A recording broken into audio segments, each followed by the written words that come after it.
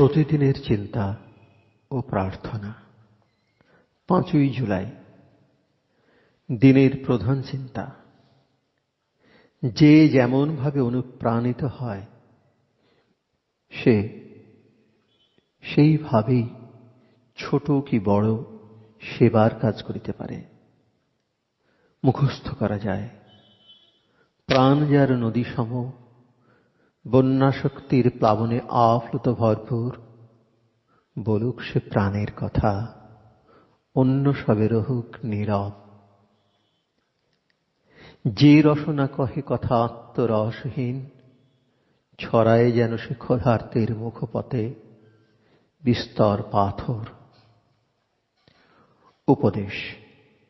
এই জগতে এমন স্বার্থপর লোক আছে যাহারা অপরের ভালো মন্দের দিকে তাকায় না, কিন্তু যে লোক তাহার অন্তরের দিব্য সত্তাকে জাগ্রত করিয়াছে এবং ঊর্ধ্ব রাজ্যের সন্ধান পাইয়াছে, সে তাহার প্রতিবেশীর কি প্রয়োজন তাহা বুঝিতে পারে। আমাদের কখনো নিজেদের অন্য কোনো জন হইতে দূরে সরাইয়া রাখা সঙ্গত নয়।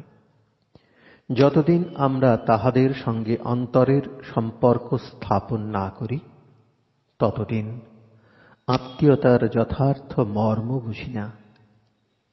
যখন এই অনুভূতি আমাদের হয় যে ঈশ্বরই আমাদের পিতা, তখনই আমরা বুঝিতে পারি যে সমগ্র মানব সমাজ আমাদের ভ্রাতা।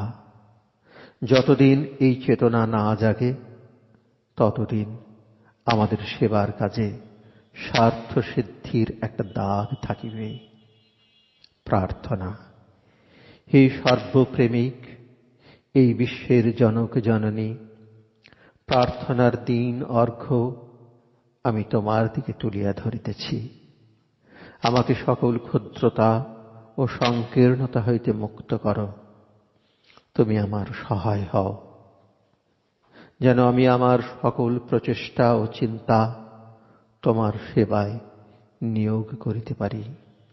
নূতন প্রেরণা ও নবশক্তি দিয়া আমার হৃদয়কে পূর্ণ করো। আমার সকল চিন্তা, সকল কথা, সকল কাজ যেন তোমার প্রেমাশীর্বাদের অধিকারী হয়। প্রভু।